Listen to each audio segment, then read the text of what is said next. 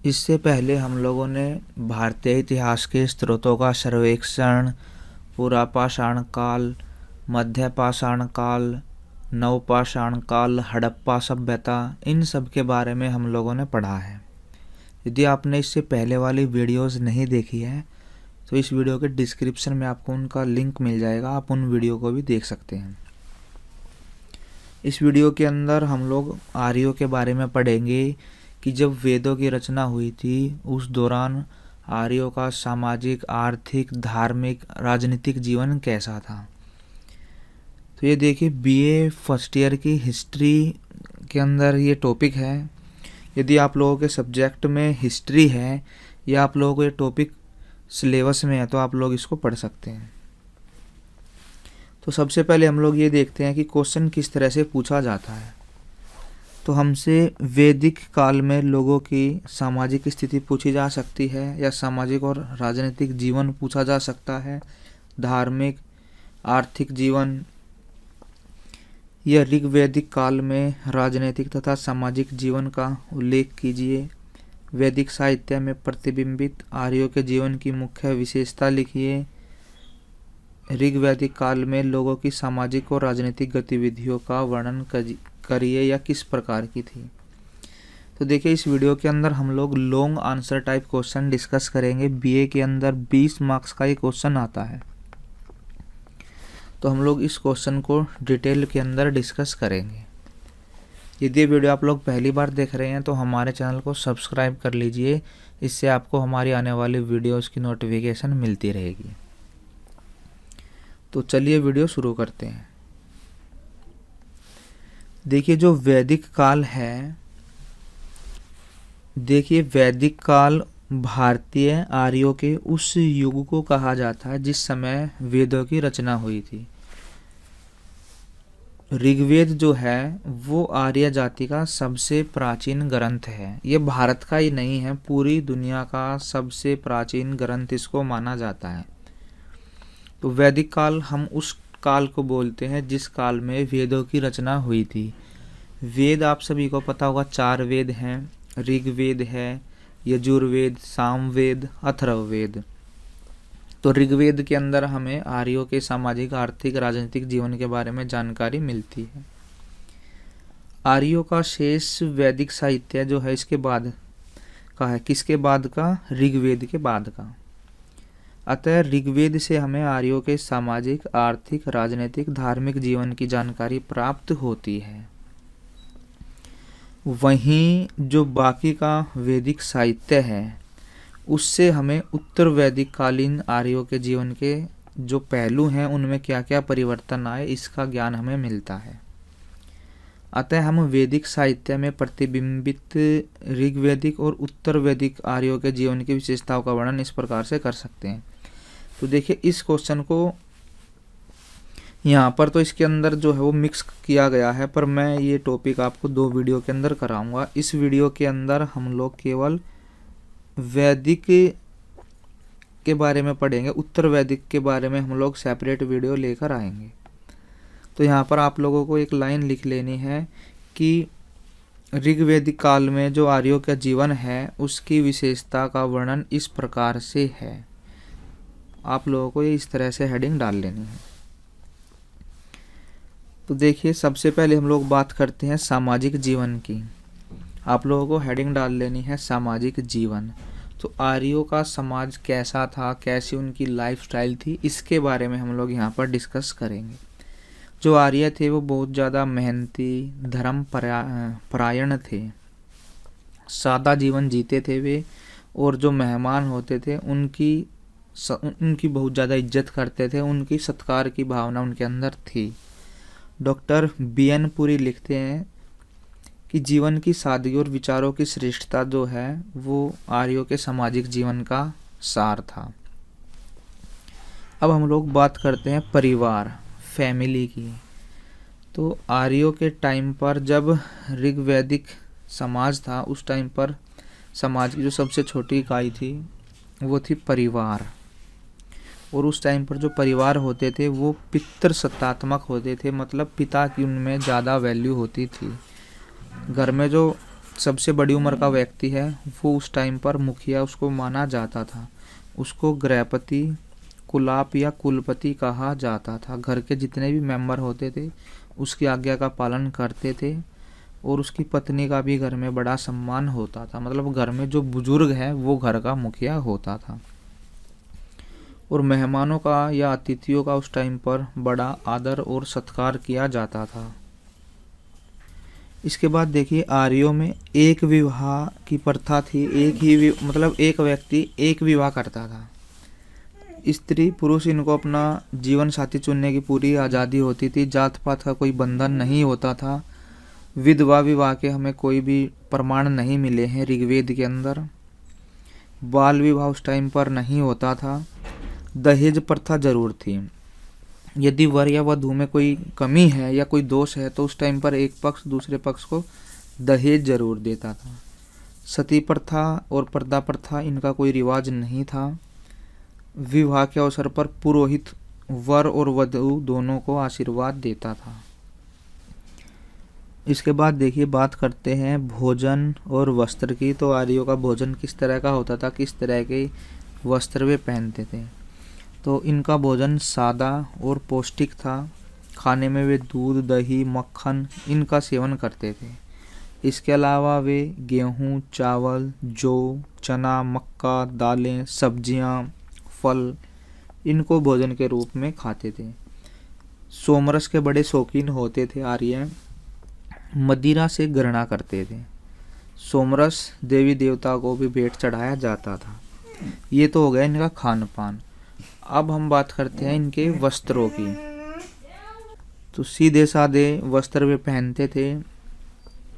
जो बेल्ट से ऊपर का भाग होता है हमारा, उसके वस्त्र को अधिवास कहा जाता था। सिरके को वास और नीचे के वस्त्र को नीवी कहते थे। सिर पर वे पगड़ी बांधते थे जिसको क्या कहते हैं, वास। तो बेल्ट से ऊपर का हिस्सा का जो कपड़ा है वो अधिवास हो गया, सिर पर वास हो गया और बेल्ट से नीचे वाले को नीवी। वस्त्र जो थे वो भेड़ की ऊन या कपास से सूत काट कर बनाए जाते थे। पुरुष बाल घुंघराले रखते थे तथा दाढ़ी भी बनाते थे। स्त्री और पुरुष दोनों ही आभूषण पहनते थे। इसके बाद बात करते हैं भवन निर्माण की। उनके हाउस कैसे होते थे। तो जब आर्य भारत में आए थे तो यहाँ पर छोटे छोटे घर बनाकर स्थायी रूप से एक स्थान पर रहते थे। गाँव में वे रहते थे और जो उनके घर होते थे वो बांस, लकड़ी, मिट्टी, घास फूस इनसे बने होते थे। ऊंचे स्थानों पर उनके घर होते थे और हर घर में स्त्री और पुरुषों के लिए अलग अलग कमरे बने होते थे। इसके बाद बात करते हैं मनोरंजन के साधन, सोर्सेज ऑफ एंटरटेनमेंट। तो आमोद प्रमोद के लिए बहुत सारे साधन थे उनके पास, जैसे रथ दौड़ हो गई, घुड़दौड़, नृत्य, वाद्य, संगीत, पासे का खेल, ये उनके मनोरंजन के साधन थे। उस समय देखिए जुआ खेलना होता है इसको बुरा नहीं माना जाता था, परंतु यदि बच्चे पकड़े जाते थे जुआ खेलते हुए तो उनको कठोर दंड दिया जाता था। शिकार करना उनका शौक था और जो स्त्रियां होती थी वो नाच गाकर अपना मन हल्का कर लेती थी। आगे देखते हैं नारी की दशा कैसी थी उस टाइम पर। तो उस टाइम पर नारी को काफ़ी स्वतंत्रता प्राप्त थी। परिवार और समाज में उसका बड़ा सम्मान था। उस टाइम पर जो नारी होती थी वो सभा समितियों में भाग लेती थी और उन्हें गृह स्वामिनी, अर्धांगिनी आदि कहकर पुकारा जाता था। कोई भी धार्मिक कार्य स्त्री की उपस्थिति के बिना पूरा नहीं समझा जाता था। लड़कियों को भी शिक्षा प्राप्त करने का उस टाइम पर अधिकार था। उस समय सिक्ता, घोषा, अपाला इत्यादि अनेक विदुषी स्त्रियां थी। अपाला, घोषा, विश्ववरा इन्होंने तो वेद मंत्रों की भी रचना की है और उनको जो है ऋषियों का पद जो है इनको मिला है। स्त्रियां उस टाइम पर पतिव्रता धर्म का पालन करती थी, युद्ध क्षेत्र में भी जाती थी। कभी कभी पति की मृत्यु होने के बाद जो विधवा स्त्री होती है वो खुद प्राणों का त्याग कर देती थी। हालांकि ऋग्वेद के अंदर सती प्रथा का उल्लेख नहीं मिला है। यह जो प्रथा थी वो क्षत्रियों में थी। इसके बाद बात करते हैं विद्यार्थी जीवन की। तो ऋग्वैदिक समाज में जो बालक भविष्य में पुरोहित का पेशा चुनते थे उनको ब्रह्मचर्य का पालन करना पड़ता था। गुरु उनके माता पिता के समान होते थे और शिक्षा जो है गुरु के घर या गुरुकुलों में उस टाइम पर दी जाती थी। शिक्षा देने का कार्य ब्राह्मण लोग करते थे। मौखिक शिक्षा उस टाइम पर होती थी। शिक्षा का जो क्रम है वो कई शताब्दियों तक ऐसे ही फिर चलता रहा। आगे देखते हैं। उस टाइम पर देखिए समाज में वर्ण व्यवस्था थी। जाति प्रथा उस टाइम पर नहीं थी और काम धंधे के हिसाब से समाज में 4 वर्ग थे, ब्राह्मण, क्षत्रिय, वैश्य और शूद्र। ब्राह्मणों का काम होता था शिक्षा देना, यज्ञ का आयोजन करना। क्षत्रियों का काम शासन करना, युद्ध करना। और जो लोग कृषि व्यवसाय इनसे जुड़े होते थे उनको वैश्य कहलाते थे वे। शूद्र का काम होता था उच्च वर्ण के लोगों की सेवा करना। कालांतर में जन्म तथा व्यवसाय के आधार पर फिर जाति बनने लगी और आर्य समाज अनेक जातियों में बट गया।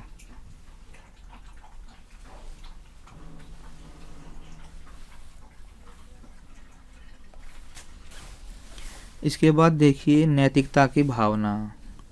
आर्य समाज में नैतिकता की भावना विशेष रूप से प्रबल थी। जो कठोर हृदय वाले लोग होते थे उनकी निंदा करी जाती थी, जो धन इकट्ठा करते थे, और उन लोगों की प्रशंसा की जाती थी जो दान देते थे, गरीबों की सहायता करते थे। आर्य लोग मेहमानों की अच्छी तरह से सेवा करते थे। सभी लोग अपने चरित्र को शुद्ध रखने का प्रयत्न करते थे। अपने देवताओं से भी वे यही प्रार्थना करते थे कि जो उनका चरित्र है वो शुद्ध रहे और वे पापों से दूर रहे। तो ये हमने सबसे पहले उनका सामाजिक जीवन पढ़ा है। अब हम लोग आगे चलते हैं। अब देखिए, अब हम लोग पढ़ते हैं आर्थिक जीवन। आर्थिक जीवन के अंदर हम लोग उनके काम धंधे पढ़ेंगे। तो यहाँ पर देखिए जो आर्य थे वो खेती करते थे, पशुपालन करते थे। उनके छोटे मोटे घरों में उद्योग धंधे भी थे, क्योंकि वर्ण सिस्टम था। वर्ण के हिसाब से फिर लोग बाग जो है जैसे बढ़ई का काम, सुनार का, चमड़े का, इस तरह के काम करते थे। और व्यापार भी होता था, क्योंकि जो वैश्य हैं वे व्यापार करते थे उस टाइम पर। एक वस्तु विनिमय प्रणाली होती थी। एक चीज़ के बदले दूसरी चीज़ दे दी। फिर बाद में आगे कालांतर में क्या होता है, सोने की मुद्रा चलती है जिनको निष्क कहते हैं। जो ऋग्वैदिक सभ्यता थी वो एक ग्रामीण सभ्यता थी, मतलब गाँव में भी रहते थे। जैसे हड़प्पा एक नगरीय सभ्यता थी, तो ये जो ऋग्वैदिक सभ्यता थी ये ग्रामीण सभ्यता थी। इनका मुख्य व्यवसाय था कृषि करना, पशुपालन। व्यापारी लोग देखिए उस टाइम पर जल और थल दोनों रास्तों से व्यापार करते थे। ऋग्वैदिक काल में निष्क नामक सिक्के का भी प्रचलन था। ये बाद में चल कर के हुआ था, शुरू में नहीं था। शुरू में थी वस्तु विनिमय प्रणाली। वैदिक साहित्य में वर्णित आर्यों की दशा का वर्णन इस प्रकार से है। सबसे पहले देखिए कृषि। ऋग्वेद के अध्ययन से ये पता चलता है कि आर्यों का मुख्य पेशा कृषि था। घर के जितने भी मेंबर होते थे सारे मिलजुल कर खेती करते थे। गेहूँ, जौ, चावल, दालें, इनकी खेती उस टाइम पर की जाती थी। उस समय कपास तथा तिलहन की खेती भी की जाती थी।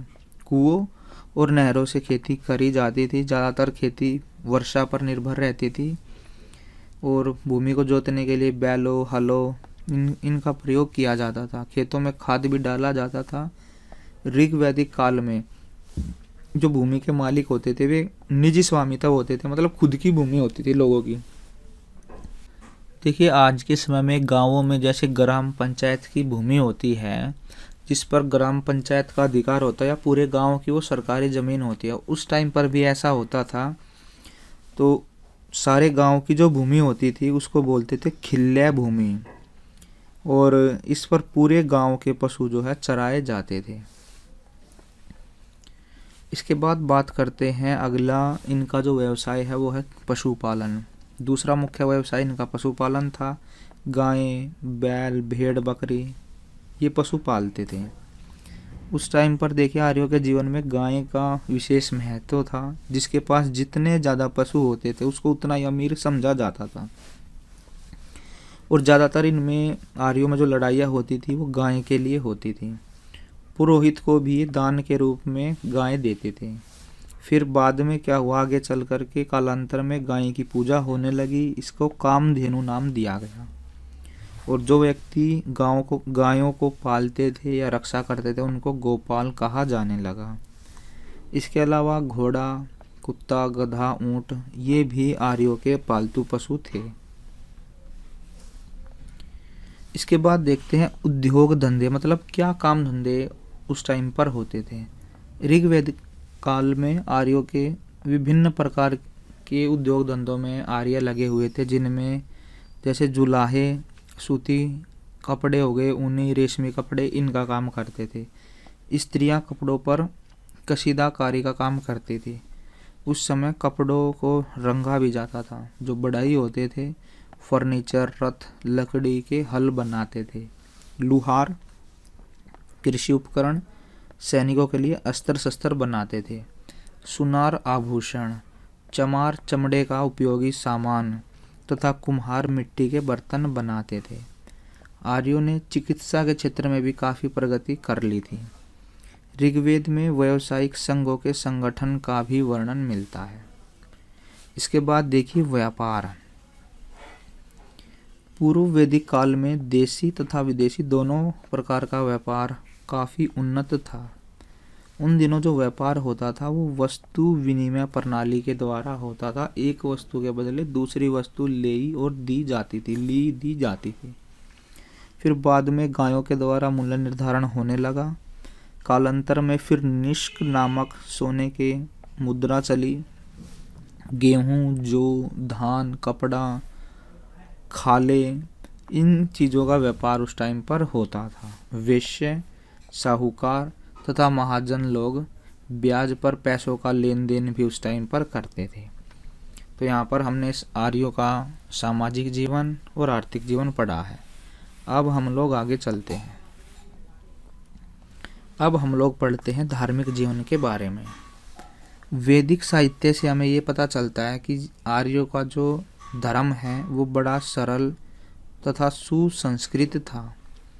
उनके लगभग कितने 33 देवी देवता थे। आज के टाइम पे तो इसके पीछे आप करोड़ और लगा दो, इतने हो गए 33 करोड़। आर्य क्या करते थे, उन देवी देवताओं को खुश करने के लिए यज्ञ, हवन, मंत्रों का उच्चारण करते थे।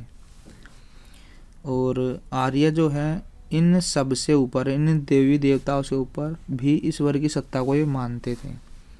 वैदिक साहित्य में प्रतिबिंबित आर्यों के धार्मिक जीवन का वर्णन इस प्रकार से है। सबसे पहले देखिए प्रकृति तथा प्रकृति के देवताओं की पूजा। जो आर्य लोग थे वो प्रकृति के जो अलग अलग रूप हैं उनसे परिचित थे। कुछ से तो उनको डर लगता था और कुछ से भी प्रभावित थे, मतलब डर के कारण भी पूजा करते थे और कुछ से प्रभावित भी थे। अब ऐसा हो गया होगा जैसे कई बार खेतों में बारिश नहीं आई, यज्ञ कर दिया तो बारिश हो गई होगी, फिर उससे क्या हुए, आर्य प्रभावित हुए होंगे। वे प्राकृतिक देवताओं की पूजा भी करते थे। अब जिनका वर्णन इस प्रकार से है। एक तो है वरुण देवता। आर्यों का सबसे बड़ा देवता और प्रमुख देवता था वरुण। वह सत्य व नैतिकता का प्रतीक था। आर्य ये मानते थे कि पूरी दुनिया के अंदर जितने भी रहस्य हैं सब रहस्यों का पता है वरुण देवता को, और कोई भी पापी जो है इनसे बच नहीं सकता। तो आर्य जो है इस देवता के डर से भी कोई भी ऐसा काम नहीं करते थे कि जिसको पाप माना जाए। इसके बाद आगे है इंद्र। दूसरा सबसे बड़ा देवता था आर्यों का, वो था इंद्र। वर्षा और युद्ध का देवता इसको समझा जाता था और सबसे ज़्यादा पूजा भी इसी की जाती थी। वर्षा कराने के लिए इसका स्तुति ज्ञान किया जाता था। और इंद्र को जो है युद्ध का देवता भी माना जाता था। जब आर्य कहीं पर युद्ध करने जाते थे तो पहले इंद्र देवता की पूजा करके जाते थे। ऋग्वेद के अंदर देखिए इंद्र की स्तुति में 250 सूक्त दिए गए हैं। और इन दो बड़े देवताओं के अलावा जो आर्य लोग थे वो अग्नि, उषा, सूर्य आदि देवताओं की पूजा भी करते थे। पृथ्वी तथा वायु को भी शक्तियां माना जाता था, उनकी पूजा उस टाइम पर की जाती थी। आगे देखिए एक ईश्वर में विश्वास। विभिन्न देवी देवताओं की पूजा करते हुए भी जो आर्य लोग थे वो एक ईश्वर की सत्ता में विश्वास रखते थे। वे ईश्वर को सर्वज्ञ और सर्वव्यापी मानते थे। ईश्वर की एकता में उनको दृढ़ विश्वास था। इस बात की जो चर्चा है वो ऋग्वेद के इस मंत्र में की गई है। लोग उसे इंद्र, मित्र, वरुण तथा अग्नि के नाम से पुकारते थे जो एक है। कविगण उसे अनेक नाम देते हैं। आगे देखिए मंदिरों और पूजा घरों का अभाव। हमें जो साक्ष्य मिले हैं आर्यों के, कहीं पर भी हमें मंदिर या पूजा ग्रह नहीं मिले हैं। आर्यों ने किसी प्रकार के मंदिरों पूजा घरों का निर्माण नहीं करवाया था। वे खुली हवा में बैठकर प्रकृति की विभिन्न शक्तियों की पूजा करते थे। उन दिनों पुरोहितों, पुजारियों की कमी होती थी। आर्य जो है हर घर में ही यज्ञ और पूजा अर्चना करता था। हर आर्य मतलब हर आदमी अपने घर में यज्ञ करता था उस टाइम पर और पूजा अर्चना करता था। मूर्ति पूजा तथा घोर तप भी आर्यों के जीवन के अंग नहीं थे। उस टाइम पर मूर्ति पूजा नहीं होती थी, ना घोर तपस्या होती थी। कुछ लोग वनों और नदियों के किनारे ईश्वर का चिंतन करते थे। आगे देखते हैं पूजा की विधि। पूजा करने का जो तरीका होता था वो सादा और सरल होता था। आर्य क्या करते थे, एकांत में स्वच्छ साफ सुथरी जगह पर आसन लगाकर मन को एकाग्र करके ऋग्वेद के अंदर जो मंत्र दिए गए हैं उनका उच्चारण करते थे। वे अग्नि जलाकर उसमें फिर घी, दूध, दही, हवन सामग्री डालकर, हवन सामग्री हो गई, सोमरस हो गई, ये सारी चीज़ें डालकर यज्ञ तथा हवन करते थे। विशेष अवसरों पर वे घोड़े, बकरी, भेड़ इनकी बलि भी देते थे आर्य। यज्ञ जो होता था वो लंबी आयु, स्वस्थ शरीर, वीर पुत्रों की प्राप्ति, धन प्राप्ति के लिए आर्य लोग यज्ञ करते थे। उस टाइम पर देखिए आध्यात्मिक उन्नति या मोक्ष की प्राप्ति के लिए जो है पूजा पाठ या यज्ञ वगैरह नहीं की जाती थी। उनका विश्वास था कि धार्मिक विधि के अनुसार यज्ञ पूर्ण होने पर देवता प्रसन्न होते हैं। ये उनकी सोच थी। आगे देखिए शव विसर्जन। ऋग्वेद से हमें आर्यों के शव विसर्जन संबंधी भी हमें जानकारी मिलती है। उस टाइम पर जो आर्य लोग थे वो मृतकों का दाह संस्कार करते थे, परंतु जो विधवाएं होती थी उनके शव को वे जमीन में गाड़ने की उस टाइम पर प्रथा थी। देखिए हम लोगों ने सामाजिक जीवन, आर्थिक जीवन, धार्मिक जीवन के बारे में पढ़ा है। अब हम लोग इनके राजनीतिक जीवन के बारे में पढ़ते हैं। तो हेडिंग है हमारी राजनीतिक जीवन। वैदिक साहित्य के अध्ययन से हमें ये पता चलता है कि जो आर्यों का काल था ना, जो समय था उनका, उसमें प्रशासन को सुचारू रूप से चलाने के लिए अलग अलग मतलब अनेक प्रकार की राजनीतिक इकाइयाँ उस टाइम पर थी और समाज की जो अनेक इकाइयाँ थी उनके कामकाज को वे देखती थी। तो इनके जो राजनीतिक जीवन है उसका वर्णन इस प्रकार से है। सबसे पहले देखिए राजनीतिक संगठन। आर्यों का जो सामाजिक जीवन था वो उनके राजनीतिक जीवन का मूल आधार क्या था। देखिए सामाजिक जीवन की तरह राजनीतिक जीवन का भी आधार था उनका कुटुंब। सबसे नीचे की जो यूनिट है वो कुटुंब होती थी। कई कुटुंब मिलकर एक ग्राम बन जाता था और उसका जो मुखिया होता था उसको ग्रामीणी कहते थे। फिर कई गांव मिलकर विश और विश का मुखिया विशपति। फिर कई विश मिलकर जन और जिसका मुखिया राजन। देखिए सबसे पहले कुटुंब, कुटुंब से बनता था ग्राम या गांव, गांव से फिर विश, विष से फिर जन, और फिर जन को जो उसका जो मुखिया होता था उसको राजन या राजा कहा जाता था। वेदों में कुछ ऐसे सूक्त भी हैं जिनमें कई जनों के समूह का भी वर्णन है। अब देखते हैं जन राज्य। ऋग्वेद में कई जनों के नाम हमें मिलते हैं, जैसे जिनमें भरत, मत्स्य, यदु, अनु, पुरु, चेदी ये नाम प्रमुख हैं। हालांकि इन जनों का राजनीतिक संगठन एक जैसा नहीं था। इनमें क्या होता था, कुछ में तो राजा होते थे और कुछ में गणराज्य सिस्टम था, मतलब लोग अपने प्रतिनिधि चुन देते थे, वे फिर शासन को चलाते थे। परंतु ज़्यादातर जो जन थे वो राजा के ही अधीन उस टाइम पर होते थे। अब हम लोग देखते हैं राजा और उसके कार्य। तो इसमें हम लोग पढ़ेंगे कि उस टाइम पर राजा के क्या काम होते थे। जन का मुखिया जो होता था वो राजा होता था और उसका पद पैतृक होता था, मतलब राजा का बेटा राजा, फिर उसका बेटा राजा। उसका काम होता था अपनी प्रजा की रक्षा करना, सबसे बड़ा कर्तव्य राजा का होता था।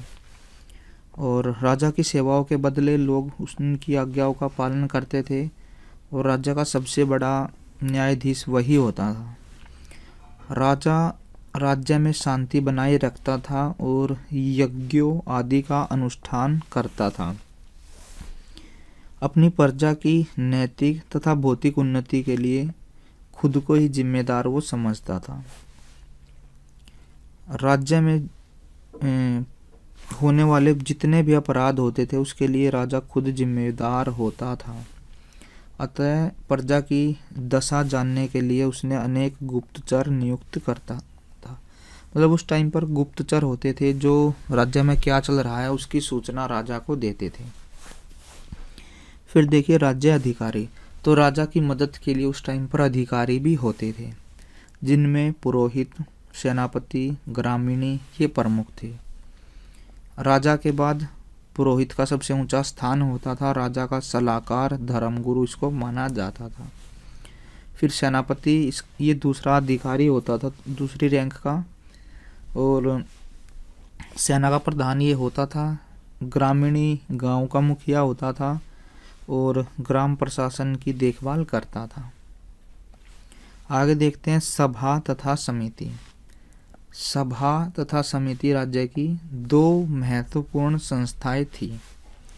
दोनों का जिक्र ऋग्वेद के अंदर किया गया है। हमारे पास इन दोनों के गठन तथा दोनों के में क्या अंतर है इसके बारे में कोई जानकारी नहीं है। भाई इन सभाओं का गठन या समितियों का गठन किस प्रकार से होता था और इनमें क्या डिफरेंस होता था, इसकी जानकारी हमारे पास नहीं है।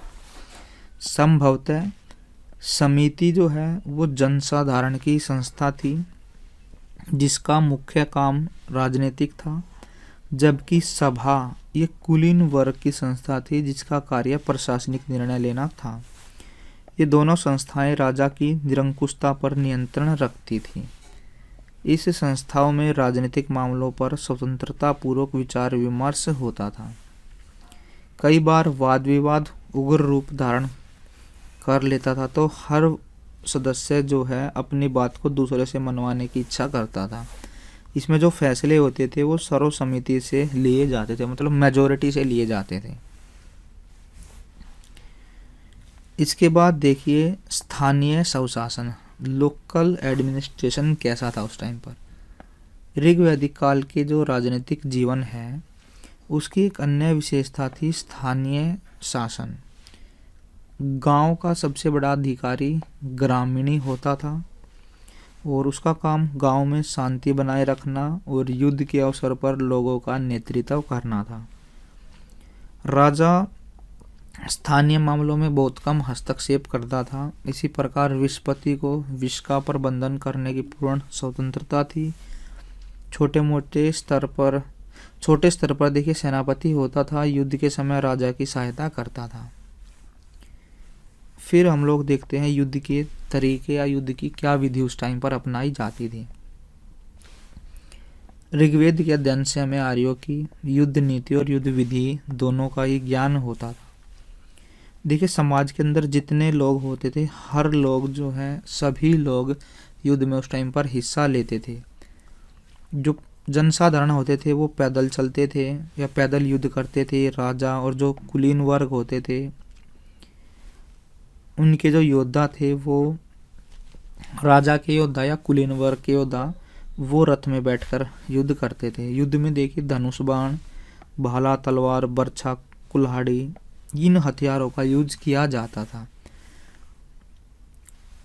जबकि कवच, शीर्षास्त्र जो सिर पर पहने जाता है, जो छाती पर पहना जाता है, ये उस टाइम पर रक्षा करने के हथियार थे। उस टाइम पर जो युद्ध होते थे वो नदियों के तटों पर या खुले मैदानों में युद्ध लड़े जाते थे। और युद्ध में जीतने से पहले या युद्ध होने से पहले इंद्र देवता की जो है उस टाइम पर उपासना की जाती थी। युद्ध से पहले करते थे ताकि युद्ध में जीत मिल सके। इसके बाद देखते हैं उस टाइम पर जुडिशियल सिस्टम कैसा था, न्याय व्यवस्था कैसी थी। न्याय करने का जो काम था वो राजा का काम होता था, न्याय करना। और आर्य समाज में चोरी, डकैती, हत्या, जुआखोरी, ऋण संबंधी झगड़े, ये प्रमुख अपराध उस टाइम पर माने जाते थे। मृत्युदंड नहीं दिया जाता था उस टाइम पर। ऋण न चुकाने पर जो ऋणी व्यक्ति होता था उसको गुलाम या दास उस टाइम पर बना लिया जाता था। और किसी व्यक्ति को निर्दोष साबित करने के लिए उस टाइम पर अग्नि और जल परीक्षा में से गुजरना पड़ता था। आर्यों में पंच निर्णय की भी प्रथा प्रचलित थी। तो देखिए यहाँ पर हमने आर्यों के सामाजिक, आर्थिक, धार्मिक और राजनीतिक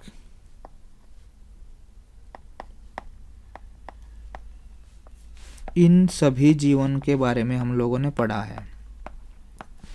आर्यों का सामाजिक जीवन कैसा था, आर्थिक जीवन कैसा था, धार्मिक जीवन कैसा था, राजनीतिक जीवन कैसा था, इसके बारे में हमने यहाँ पर डिटेल में पढ़ा है। तो उम्मीद करते हैं आपको ये वीडियो पसंद आई होगी। यदि ये वीडियो आपको पसंद आई हो तो इस वीडियो को लाइक करिए, शेयर करिए और कमेंट बॉक्स के अंदर अपने कमेंट ज़रूर डालिएगा। और यदि आप लोग चैनल पर नए हैं तो चैनल को सब्सक्राइब ज़रूर करिएगा। इससे आपको हमारी आने वाले वीडियो की नोटिफिकेशन मिलती रहेगी। तो मिलते हैं किसी ऐसे वीडियो में, तब तक के लिए धन्यवाद।